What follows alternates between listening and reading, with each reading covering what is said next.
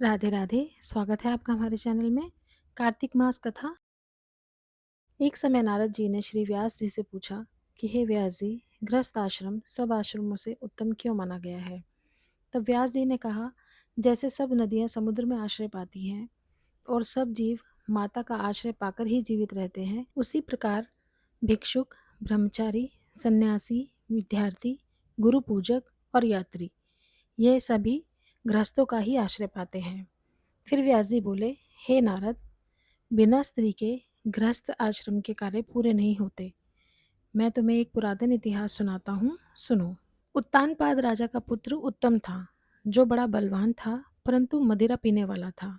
उसका विवाह बहुला नामक स्त्री के साथ हुआ था। राजा रानी दोनों ही अति प्रेम के साथ रह रहे थे। एक समय राजा ने वैश्या का नृत्य देखते हुए मदिरा का पान किया और रानी को भी मदिरा पान के लिए कहा, परंतु रानी ने कहा कि राजन, मैं यह नहीं पीऊंगी। इस पर राजा ने क्रोधित होकर अपने अनुचरों को आज्ञा दी कि वह रानी को किसी निर्जन वन में छोड़ आए। तत्पश्चात राजा रानी के वियोग में दुखी तो हुआ, परंतु उसने दूसरा विवाह नहीं किया और अपनी प्रजा का पुत्र के समान पालन करने लगा। कुछ समय बाद एक ब्राह्मण राजा के पास विलाप करते हुए आया और कहने लगा कि हे राजन, कोई मेरी स्त्री का अपहरण करके ले गया है। उसके वियोग में मैं अति दुखित हूँ, इसलिए तुम उसे ढूंढ कर लाओ। राजा कहने लगा कि महाराज, मैं नहीं जानता कि आपकी स्त्री कौन है, किधर है। मैंने तुम्हारी स्त्री को कभी देखा नहीं है। तब ब्राह्मण बोला कि वह यद्यपि कठोर वचन बोलने वाली, कुरूपा, काले रंग की तथा कर्कश स्वभाव वाली है, परंतु मैं उसकी कोई निंदा नहीं करता, क्योंकि वह मेरी अर्धांगिनी है। तब राजा कहने लगा कि जब तुम्हारी स्त्री ऐसी कुरूपा और क्रूर स्वभाव वाली है, तो तुम उसे लेकर क्या करोगे। मैं अति सुंदर और कल्याणकारी दूसरी स्त्री लाकर तुम्हें देता हूँ। ब्राह्मण कहने लगा कि राजन, मेरी स्त्री मेरे धर्म और कर्म की अर्धांगिनी है। उसकी रक्षा करना ही मेरा धर्म है। जो अपनी स्त्री की रक्षा नहीं करता, उसका कल्याण नहीं होता। जो मनुष्य ऋतुकाल के पश्चात अपनी स्त्री से भोग नहीं करता, उसके पितर 1 मास तक उसके रुधिर में तैरते हैं। ब्राह्मण के ऐसे वचन सुनकर राजा अपने शस्त्र लेकर रथ पर सवार हुआ और चारों ओर उसकी स्त्री को खोजने लगा। कुछ दूर जाकर उसने एक आश्रम देखा, जहाँ पर एक महान तेजस्वी ऋषि कुशा के आसन पर विराजमान थे। राजा को देखकर भी उस ऋषि ने राजा का कोई आदर सत्कार नहीं किया। तो ऋषि ने कहा कि मैं जानता हूँ, तुम राजा उत्तानपाद के पुत्र हो, मगर तुम यहाँ किस कारण से आए हो। राजा कहने लगा, हे मुने, ब्राह्मण के घर से उसकी स्त्री को कोई हर करके ले गया है। मैं उसी की खोज में इधर आया हूँ, परंतु आपने अर्घ आदि कुछ भी नहीं दिया और न ही किसी प्रकार का सत्कार किया। इसका क्या कारण है। ऋषि ने उत्तर दिया, राजन, तुम अर्घ योग्य होते हुए भी इस समय उसके पात्र नहीं हो, क्योंकि तुमने अपनी निरपराध स्त्री को वन में त्याग दिया है। जहाँ स्त्री का यह धर्म है कि वह तन मन से अपने पति की सेवा करे तथा उसकी आज्ञा का पालन करे, वहाँ पुरुष का भी धर्म है कि वह अपनी स्त्री का यथाचित सम्मान करे। जिस घर में स्त्रियों का मान होता है, वहाँ पर देवताओं का वास होता है। जहाँ स्त्रियों का नादर होता है, वहाँ कभी सुख शांति नहीं रहती।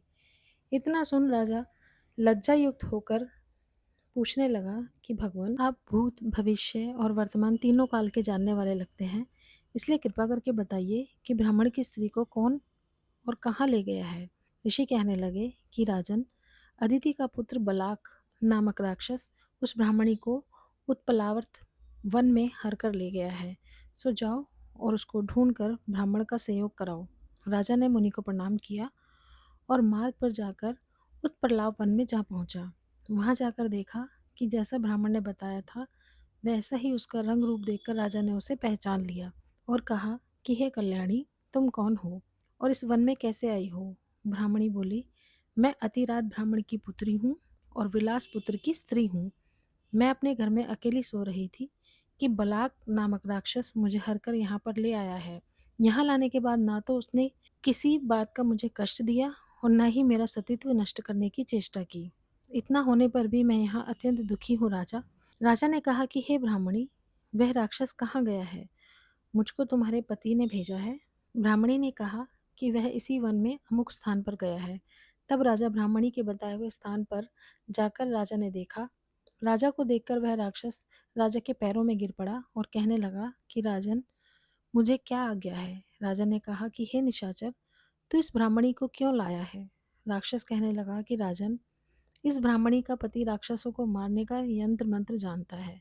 अतः जब हम यज्ञ का अन्न ग्रहण करने के लिए जाते हैं तो वह हमको वहां से भगा देता है, क्योंकि सब यज्ञों का वही आचार्य है। इसी कारण उस ब्राह्मण को दुखी करने के लिए मैं उसकी स्त्री को हर लाया हूँ, क्योंकि बिना स्त्री के पुरुष कर्म का अधिकारी नहीं होता।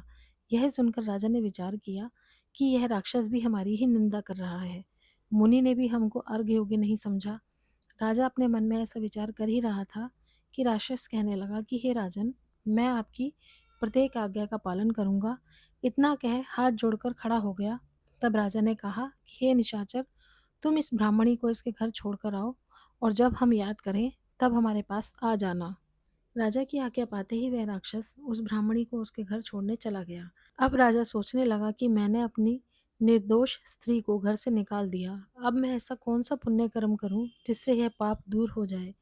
तब राजा पुनः उन्हीं मुनि के पास गया और उनसे अपना कर्तव्य पूछा। मुनि ने कहा कि हे राजन, तुम्हारी स्त्री को शतापात नाम के नाग ने वन में घूमते हुए देखा, तो वह उसको पाताल लोक में ले गया। उस नाग की नंदा नाम वाली एक कन्या है, उसने अपने घर में उसको छिपा रखा है। यह सुनकर राजा वहां से अपने घर आया और ब्राह्मण को स्त्री सहित अपने घर में देखकर बहुत प्रसन्न हुआ। तत्पश्चात राजा ने बलाक नामक राक्षस को याद किया। वह तुरंत ही राजा के पास आ गया। बलाक को देख राजा ने उसे पाताल लोक से अपनी स्त्री को लाने का आदेश दे दिया। उसके बाद वह राक्षस पाताल लोक गया और वहां से राजा की स्त्री को लाकर राजा को सौंप दिया। तत्पश्चात राजा रानी बड़े प्रेम से रहने लगे। कार्तिक मास कथा 10वां अध्याय समाप्त। राधे राधे।